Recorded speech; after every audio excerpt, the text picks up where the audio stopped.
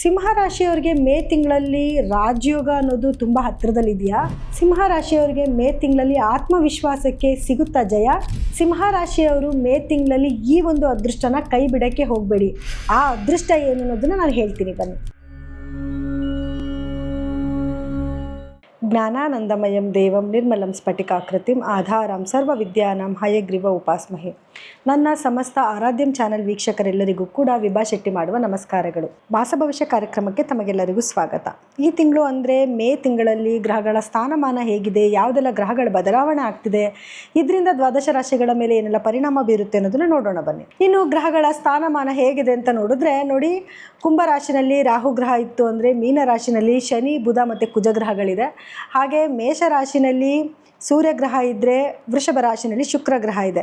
ಹಾಗೆ ಗುರು ಬಂದು ಮಿಥುನದಲ್ಲಿದ್ದು ಇನ್ನು ಸಿಂಹ ರಾಶಿನಲ್ಲಿ ಕೇತು ಗ್ರಹ ಇದೆ. ಆದರೆ ಇದರಲ್ಲಿ ಕೆಲವೊಂದು ಬದಲಾವಣೆ ಆಗ್ತದೆ. ಅಂದರೆ ಸಾಕಷ್ಟು ಗ್ರಹಗಳು ತನ್ನ ಪತನ ಚೇಂಜ್ ಮಾಡ್ತಾ ಇದೆ. ಯಾವ್ಯಾವ ಗ್ರಹಗಳು ಯಾವ ಸಮಯದಲ್ಲಿ ಚೇಂಜ್ ಮಾಡ್ತಿದೆ ಅಂತ ನೋಡಿದ್ರೆ, ಮೊದಲನೇದಾಗಿ ಇದೇ ತಿಂಗಳ 11ನೇ ತಾರೀಕು ಕುಜ ಗ್ರಹವು ಮೀನ ರಾಶಿಯಿಂದ ಮೇಷ ರಾಶಿಗೆ ಅಂದರೆ ತನ್ನ ಸ್ವಂತ ರಾಶಿಗೆ ಪ್ರವೇಶನ ಬೆಳೆಸ್ತಾ ಇದೆ.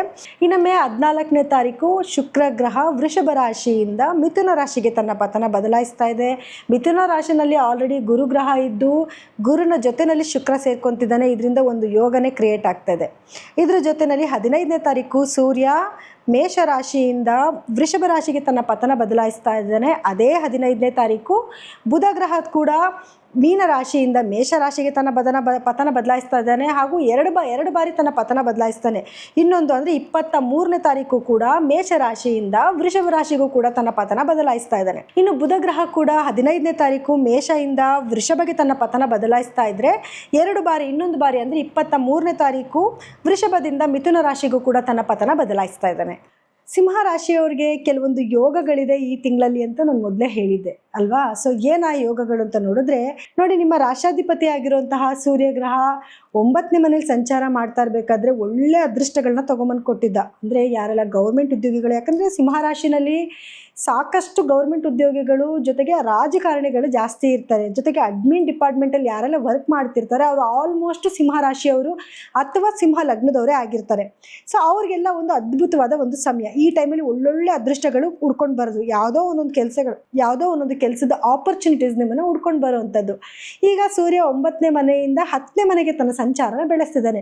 ಸೊ ಹಾಗಾಗಿ ನಿಮ್ಮ ಕರ್ಮಸ್ಥಾನದಲ್ಲಿ ನಿಮ್ಮ ರಾಶಾಧಿಪತಿನೇ ಕುತ್ಕೊಂಡಿರೋದ್ರಿಂದ ಅದೃಷ್ಟದ ಬಾಗಿಲು ತೆಗೀತು ಅಂತ ಅರ್ಥ. ಅಂದರೆ ಕೆಲಸಗಳು ನಿಮಗೆ ಚೆನ್ನಾಗಿ ಹುಡ್ಕೊಂಡು ಬರುತ್ತೆ. ಆದರೆ ನೀವು ಏನೇ ಕೆಲಸ ಮಾಡಿದ್ರೂ ಕೂಡ ಅದಕ್ಕೆ ತಕ್ಕ ಪ್ರತಿಫಲ ಕೂಡ ಸಿಗ್ತಾ ಇರುತ್ತೆ. ಅಂದರೆ ಬರೋ ಆಪರ್ಚುನಿಟೀಸ್ನ ನೀವು ತಗೊಂಡು ಕೆಲಸ ಮಾಡಬೇಕಷ್ಟೆ. ಎಸ್ಪೆಷಲಿ ಗೌರ್ಮೆಂಟ್ ಉದ್ಯೋಗಿಗಳಿಗೆ ಕೆಲಸ, ಇವಾಗ ನೀವು ಇಂಥದ್ದು ಯಾವುದೋ ಒಂದು ಕೆಲಸ ಕೊಟ್ಟಿರ್ತಾರೆ ಅಂತ ಅಂದ್ಕೊಳ್ಳಿ. ಆ ಕೆಲಸ ಫಿನಿಷ್ ಮಾಡಿದ್ರೆ ನಿಮ್ಗೆ ಇಂಥದ್ದೊಂದು ಯಾವುದೋ ಲಾಭ ಸಿಗುತ್ತೆ ಅಂತ ಹೇಳಿರ್ತಾರೆ. ನೀವು ಅದನ್ನು ಫಿನಿಷ್ ಮಾಡಿದ್ರೆ ಖಂಡಿತವಾಗೂ ಆ ಲಾಭನ ತೊಗೋಬಹುದು. ಇನ್ನು ರಾಜಕಾರಣಿಗಳು ಅಂತ ಬಂದಾಗ ಒಳ್ಳೊಳ್ಳೆ ಆಪರ್ಚುನಿಟೀಸ್ ಬರುತ್ತೆ. ಏನಂತಂದರೆ, ನೀವು ಯಾವುದೋ ಒಂದು ಹುದ್ದೆಗೆ ಪ್ರಯತ್ನ ಪಡ್ತಿರ್ತೀರಾ ಅಥವಾ ಮೇಲೆ ಒಂದು ಯಾವುದೋ ಪೋಸ್ಟ್ಗೆ ಪ್ರಯತ್ನ ಪಡ್ತಿರ್ತೀರಾ. ಸ್ವಲ್ಪ ಎಫರ್ಟ್ ಹಾಕಿದ್ರೆ, ಒಂಚೂರು ಪ್ರಯತ್ನ ಪಟ್ಟರೆ ಖಂಡಿತ ಆ ಸ್ಥಾನಕ್ಕೆ ನೀವು ಹೋಗಬಹುದು.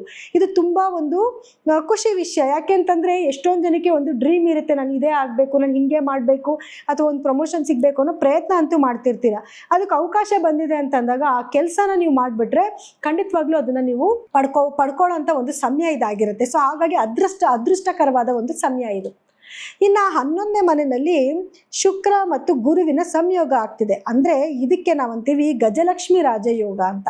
ನಿಮ್ಮ 11ನೇ ಮನೆಯಲ್ಲಿ ಅದು ಲಾಭಸ್ಥಾನದಲ್ಲೇ ನಡೀತಿರೋದ್ರಿಂದ, ನೋಡಿ, ಕರ್ಮಸ್ಥಾನದಲ್ಲಿ ನಿಮ್ಮ ರಾಶಾಧಿಪತಿ ಕುತ್ಕೊಂಡಿದ್ದಾನೆ, ನಿಮ್ಮ ಲಾಭಸ್ಥಾನದಲ್ಲಿ ಈ ಒಂದು ಯೋಗ ನಡೀತಿದೆ. ಅಂದರೆ ನೀವು ಕರ್ಮ ಮಾಡಿ ಫಲನ ತಗೊಳ್ಳಿ ಅಂತ. ಅಂದರೆ ನಾನು ಹೇಳ್ದಾಗೆ ಆಗಲೇ ನೀವು ಕೆಲಸ, ನಿಮ್ಗೆ ಏನು ಆಪರ್ಚುನಿಟೀಸ್ ಬರುತ್ತೆ ಆ ಆಪರ್ಚುನಿಟೀಸ್ನ ನೀವು ತಗೊಂಡ್ರೆ ಖಂಡಿತವಾಗ್ಲೂ ನಿಮಗೆ ಲಾಭನ ನೋಡಬಹುದು. ಯಾಕೆ ನೋಡಿ, ಬ್ಯಾಕ್ ಟು ಬ್ಯಾಕ್ ನಿಮಗೆ ಎಲ್ಲ ಮನೆಗಳಲ್ಲೂ ತುಂಬ ಉತ್ತಮವಾದ ಗ್ರಹಗಳು.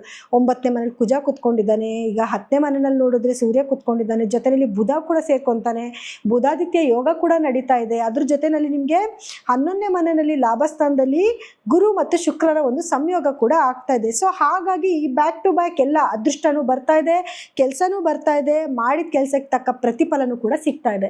ಸೊ ಇದು ಯಾರು ಕೂಡ ಸದಾವಕಾಶನ ಮಿಸ್ ಮಾಡ್ಕೋಬೇಡಿ. ಅದಕ್ಕೆ ನಾನು ಮೊದಲೇ ಹೇಳಿದ್ದು, ಈ ಅದೃಷ್ಟನ ನೀವು ಬಿಡಲೇಬಾರ್ದು. ಖಂಡಿತವಾಗ್ಲೂ ಈ ಸದುಪಯೋಗ ಪಡಿಸ್ಕೊಳ್ಳಿ. ಎಂಥ ಆಪರ್ಚುನಿಟೀಸ್ ಬಂದರೂ ಅದ್ರ ಹಿಂದೆ ಹೋಗಿ ಆ ಕೆಲಸನ ಮಾಡಿ ಖಂಡಿತ ಲಾಭ ನೋಡುವಂಥ ಒಂದು ಸಮಯ ಆಗಿರುತ್ತೆ. ಇನ್ನು 8ನೇ ಮನೆಯಲ್ಲಿ ಶನಿಯ ಸಂಚಾರ ಇರೋದ್ರಿಂದ ಆರೋಗ್ಯದಲ್ಲಿ ಕೆಲವು ಸಮಸ್ಯೆಗಳು ಬರುತ್ತೆ. ಏನೋ ಒಂದು ಸಣ್ಣ ಪುಟ್ಟ ಸಮಸ್ಯೆ ಬಂದರೂ ಕೂಡ ಬೇಗ ವಾಸಿ ಆಗಲ್ಲ, ನಿಧಾನಗತಿನಲ್ಲಿ ವಾಸಿ ಆಗ್ತಾ ಇರುತ್ತೆ. ಸೊ ಹಾಗಾಗಿ ಏನೋ ಸ್ಟಾರ್ಟಿಂಗಲ್ಲೇ ಸ್ವಲ್ಪ ಸಮಸ್ಯೆ ಕಾಣಿಸ್ತು ಅಂತಲೇ ಬೇಗ ಅದನ್ನು ವೈದ್ಯರ ಸಲಹೆ ತಗೊಳ್ಳಿ, ತಕ್ಕ ಪ್ರಿಕಾಷನ್ ತೊಗೊಂಬಿಡಿ, ನೆಗೆಟಿವಿಟಿಯಿಂದ ನೀವು ದೂರ ಮಾಡ್ಕೋಬಹುದು. ಇನ್ನು ರಾಹುವಿನ ಸಂಚಾರ ಅಂತ ಬಂದಾಗ ರಾಹು ನೋಡಿ ನಿಮಗೆ 7ನೇ ಮನೇಲಿ ಸಂಚಾರ ಮಾಡ್ತಿದ್ದಾನೆ. ಗಂಡ ಹೆಂಡತಿ ಮಧ್ಯದಲ್ಲಿ ಕೆಲವೊಂದು ವೈಮನಸ್ಸುಗಳು ಆಗ್ತಾ ಇರುತ್ತೆ. ಆದರೆ ಗುರುವಿನ ದೃಷ್ಟಿ ಚೆನ್ನಾಗಿರೋದ್ರಿಂದ ಎಂಥ ಸಮಸ್ಯೆ ಬಂದರೂ ಕೂಡ ಅದು ಅಲ್ಲೇ ಪರಿಹಾರ ಆಗ್ಬಿಡ್ತೀವಿ. ಬೆಳಗ್ಗೆ ಜಗಳ ಆಡಿದ್ರೆ ಮಧ್ಯಾಹ್ನದಷ್ಟೊತ್ತಿಗೆ ಎಲ್ಲನೂ ಕೂಡ ಏನು ಜಗಳನೇ ಆಡಿಲ್ವೇನೋ ಅನ್ನೋಷ್ಟು ಚೆನ್ನಾಗಿ ಆಗ್ಬಿಡ್ತೀರಾ. ಸೊ ಇದು ಒಂದು ಅದೃಷ್ಟ, ಮನೆಯಲ್ಲಿ ನೆಗೆಟಿವಿಟಿ ಇರೋದಿಲ್ಲ ಅನ್ನೋದಕ್ಕೆ. ಇನ್ನು ಲಗ್ನದಲ್ಲಿ ಕೇತುವಿನ ಸಂಚಾರ ಇರೋದ್ರಿಂದ ಸ್ವಲ್ಪ ಥ್ರೋಟ್ ಇನ್ಫೆಕ್ಷನ್ ಆಗೋದು, ಉಳ್ಕಲ್ಲಾಗೋದು, ಅಥವಾ ಹಲ್ಲಲ್ಲಿ ಏನಾದರೂ ಪೇಯ್ನ್ ಬರೋದು, ಈ ರೀತಿ ಸಮಸ್ಯೆಗಳಿದ್ದೇ ಇರುತ್ತೆ.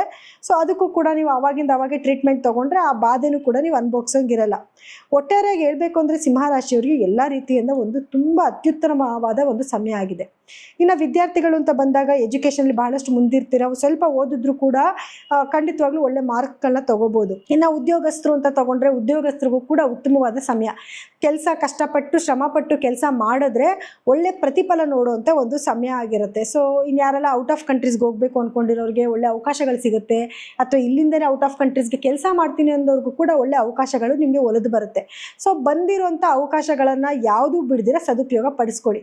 ರೈತರಿಗೂ ಕೂಡ ತುಂಬ ಉತ್ತಮವಾದ ಸಮಯ ಆಗಿರುತ್ತೆ. ಭೂಮಿಗೆ ಸಂಬಂಧಪಟ್ಟಿರೋ ಯಾವುದೇ ಕೆಲಸಕ್ಕೂ ಕೂಡ ಒಳ್ಳೆ ಲಾಭ ತಂದುಕೊಡುವಂಥದ್ದು, ಏನಾದರೂ ಬೆಳೆ ಆಗ್ತಿದ್ದೀರಾ ಅಂತಂದರೆ ಅದಕ್ಕೆ ಉತ್ತಮವಾದ ಬೆಲೆ ಬರುವಂಥ ಕೂಡ ಸಮಯನೂ ಆಗಿರುತ್ತೆ. ಇನ್ನು ಸಿಂಹರಾಶಿಯವರಿಗೆ ಗುರುಬಲ ಕೂಡ ಇದೆ. ಹಾಗಾಗಿ ಯಾರೆಲ್ಲ ಗಂಡು ಹೆಣ್ಣು ಹುಡುಕ್ತಾ ಇದ್ದೀರಾ ಅವರೆಲ್ಲರಿಗೂ ಉತ್ತಮವಾದ ಸಮಯ. ಮನೆಯಲ್ಲಿ ಶುಭ ಕಾರ್ಯಗಳಾಗುತ್ತೆ. ಯಾವುದೇದು ಅಂದರೆ ಗೃಹ ಪ್ರವೇಶ ಆಗೋದು, ನಾಮಕರಣಗಳಾಗುವಂಥದ್ದು, ಅಥವಾ ಹೋಮ ಹವನಗಳಾಗುವಂಥದ್ದು, ಮದುವೆ ಸೆಟ್ ಆದರೆ ಮದುವೆ ಆಗುವಂಥದ್ದು, ಇದೆಲ್ಲದಕ್ಕೂ ಕೂಡ ಶುಭವಾದ ಒಂದು ಸಮಯ ಆಗಿರುತ್ತೆ. ಆರೋಗ್ಯದ ವಿಷಯ ಅಂತ ಬಂದಾಗ ನಾನು ಆಗಲೇ ಹೇಳಿದೆ, ಏನು ಈ ಸ್ವಲ್ಪ ಥ್ರೋಟ್ ಇನ್ಫೆಕ್ಷನ್ ಆಗೋದು, ಉಳ್ಕಲ್ಲಾಗೋದು, ಈ ರೀತಿ ಸಮಸ್ಯೆ, ಅಥವಾ ಏನಾದರೂ ಕಾಯಿಲೆಗಳು ಬಂತು ಅಂದರೆ ಸ್ವಲ್ಪ ಬೇಗ ವಾಸಿ ಆಗಲ್ಲ, ನಿಧಾನಗತಿನಲ್ಲಿ ವಾಸಿ ಆಗುತ್ತೆ. ಅದಷ್ಟು ಬಿಟ್ಟರೆ ನೆಗೆಟಿವಿಟಿ ಅನ್ನೋದು ಏನೂ ಇಲ್ಲ ಅನ್ನೋ ಸಿಂಹರಾಶಿಯವರಿಗೆ. ಸೊ ತುಂಬ ಸೂಪರ್ ಆಗಿರುವಂಥ ಒಂದು ಸಮಯ ಅಂತ ಹೇಳ್ಬೋದು. ಇನ್ನು ಪರಿಹಾರ ಏನು ಮಾಡ್ಕೋಬೇಕು, ಹಾಗೆ ಬಂದಿರೋ ಸಣ್ಣ ಪುಟ್ಟ ಆರೋಗ್ಯ ಸಮಸ್ಯೆಗಳು ಅಂತ ಏನು ಹೇಳಿದ್ದೀನಿ, ಇದಕ್ಕೇನು ಪರಿಹಾರ ಮಾಡ್ಕೋಬೇಕು ಅಂತ ನೋಡಿದ್ರೆ ನೋಡಿ, ಪರಿಹಾರವಾಗಿ ಪ್ರತಿದಿನವೂ ಕೂಡ ನೀವು ಆದಿತ್ಯ ಹೃದಯ ಪಾರಾಯಣ ಮಾಡಿ, ಅಥವಾ ಸೂರ್ಯ ನಮಸ್ಕಾರ, ಎರಡರಲ್ಲಿ ಒಂದು ಮಾಡಿದ್ರೂ ನಡೆಯುತ್ತೆ, ಅಥವಾ ಎರಡೂ ಮಾಡಿದ್ರೆ ಇನ್ನೂ ಒಳ್ಳೆಯದು. ನೋಡಿ, ಪ್ರತಿದಿನ ನೀವು ಸೂರ್ಯ ನಮಸ್ಕಾರ ಮಾಡೋದನ್ನು ರೂಢಿ ಮಾಡ್ಕೊಳ್ಳಿ. ಆರೋಗ್ಯಕ್ಕೂ ಒಳ್ಳೆಯದು, ಬಾಡಿನೂ ಕೂಡ ಎಕ್ಸಸೈಸ್ ಆಗುತ್ತೆ. ಜೊತೆಗೆ ಸೂರ್ಯ ನಮಸ್ಕಾರ ಮಾಡೋದ್ರಿಂದ ಆತ್ಮವಿಶ್ವಾಸ ಜಾಸ್ತಿ ಆಗುತ್ತೆ. ಇದೊಂದು ಪರಿಹಾರನೇ ನಿಮಗೆ ಜೀವನದಲ್ಲಿ ಯಾವತ್ತಿಗೂ ಕೈ ಹಿಡಿತಾ ಹೋಗುತ್ತೆ. ಇನ್ನು ಗುರು ಒಳ್ಳೆ ಪ್ಲೇಸ್ಮೆಂಟಲ್ಲಿ, ಶುಕ್ರ ಒಳ್ಳೆ ಪ್ಲೇಸ್ಮೆಂಟಲ್ಲಿದ್ದಾನೆ. ಶುಕ್ರ ಗ್ರಹದ ಮತ್ತು ಗುರು ಗ್ರಹದ ಆರಾಧನೆ ಮಾಡ್ಕೊಳ್ಳಿ. ಅಂದರೆ ಪ್ರತಿ ಶುಕ್ರವಾರ ಲಕ್ಷ್ಮಿಗೆ ಮಲ್ಲಿಗೆ ಹೂವು ಹಾಕಿ ಪೂಜೆ ಮಾಡ್ಕೊಳ್ಳಿ. ಅಂದರೆ ಪೂಜೆ ಮಾಡಿ ಅಂದರೆ ಏನು, ಅಷ್ಟೋತ್ರ ಹೇಳ್ಕೊಳ್ಳೋಕ್ಕಾರೆ ಕುಂಕುಮದ ಅಷ್ಟೋತ್ರ ಹೇಳ್ಕೊಂಡು ಕುಂಕುಮನ ಹಣೆಗೆ ಇಟ್ಕೊಂಡು ಹೋಗಿ. ಇನ್ನು ಪ್ರತಿ ಗುರುವಾರದ ದಿವಸ ಗುರುಗಳ ದೇವಸ್ಥಾನಕ್ಕೆ ಹೋಗಿ ಒಂದು 10 ನಿಮಿಷ ಧ್ಯಾನ ಮಾಡಿಬಿಟ್ಟು ಬನ್ನಿ, ಅಥವಾ ತುಳಸಿ ಹೂವು ತೊಗೊಂಡೋಗಿ ಕೊಡೋದು, ಅಥವಾ ಹಸುಗಳಿಗೆ 2 ಬಾಳೆಹಣ್ಣು ತಿನ್ನಿಸ್ಬಿಟ್ಟು ಬರೋದು. ಇದಿಷ್ಟು ಮಾಡ್ಕೊಳ್ಳಿ ಸಾಕು, ನಿಮ್ಮ ಎಲ್ಲ ಕೆಲಸಗಳಲ್ಲೂ ಯಶಸ್ಸು ಸಿಗುವಂಥ ಒಂದು ಸಮಯ ಇದಾಗಿದೆ. ಇನ್ನು ಕಾರ್ಯಕ್ರಮ ಮುಗಿಸೋವಂಥ ಒಂದು ಸಮಯ ಈಗ ಬಂದಿದೆ.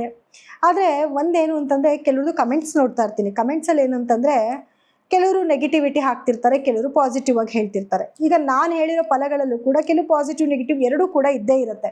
ಸೊ ಹಾಗಾಗಿ ಕೆಲವ್ರು ಏನು ಹೇಳ್ತಾರೆ, ನಮ್ಗೆ ಯಾವುದೇ ರೀತಿ ನೆಗೆಟಿವ್ ಆಗ್ತಿಲ್ಲ, ನಾವು ತುಂಬ ಚೆನ್ನಾಗಿದ್ದೀವಿ, ನೀವು ಸುಮ್ಮನೆ ಏನೋ ಹೇಳ್ತಿದ್ದೀರಾ ಅಂತ ಕೆಲವರು ಹೇಳ್ತಾರೆ. ಇನ್ನು ಕೆಲವರು ತುಂಬ ಚೆನ್ನಾಗಿದೆ ಅಂತ ನೀವು ಹೇಳ್ತಿದ್ದೀರಾ, ನಂಗೆ ತಿನ್ನೋಕೆ ಊಟನೂ ಇಲ್ಲ, ಬಟ್ಟೆನೂ ಇಲ್ಲ, ಕೆಲಸನೂ ಇಲ್ಲ, ನಾವೇನು ಮಾಡಬೇಕು ಅಂತ ಅನ್ನೋರು ಕೂಡ ಇದ್ದೀರಾ. ಸೊ ಏನಕ್ಕೆ ಈ ಥರ ಎಲ್ಲ ಆಗುತ್ತೆ ಅಂತಂದರೆ, ನಿಮ್ಮ ವೈಯಕ್ತಿಕ ಜಾತಕನ ನೀವು ತೋರಿಸ್ಕೋಬೇಕು. ಯಾಕೆ ಗೊತ್ತಾ, ಅದರಲ್ಲಿ ಗ್ರಹಗತಿಗಳ ಸ್ಥಾನಮಾನ ಬೇರೆ ಆಗಿರುತ್ತೆ, ಮತ್ತು ನಿಮಗೆ ನಡೀತಿರುವಂಥ ದಶಾಭುಕ್ತಿನೂ ಕೂಡ ಬೇರೆ ಆಗಿರುತ್ತೆ. ಅದಕ್ಕೆ ತಕ್ಕನಾದ ಪರಿಹಾರಗಳನ್ನ ನೀವು ಮಾಡ್ಕೋಬೇಕು, ಅದು ತುಂಬ ಇಂಪಾರ್ಟೆಂಟ್ ಆಗಿರುತ್ತೆ. ಸೊ ಹಾಗಾಗಿ ನೀವೇನಾದರೂ ನಿಮ್ಮ ವೈಯಕ್ತಿಕ ಜಾತಕನ ಪರೀಕ್ಷೆ ಮಾಡಿಸ್ಕೋಬೇಕು ಅಂದರೆ ಕೆಳಗಡೆ ಸ್ಕ್ರೋಲ್ ಆಗ್ತಿರುವಂಥ ನಮ್ಮ ನಂಬರ್ಗೆ ಕರೆ ಮಾಡಿ ನಿಮ್ಮ ಅಪಾಯಿಂಟ್ಮೆಂಟ್ನ ಫಿಕ್ಸ್ ಮಾಡ್ಕೊಳ್ಳಿ. ಸೊ ಎಲ್ಲರಿಗೂ ಕೂಡ ನನ್ನ ಧನ್ಯವಾದಗಳು.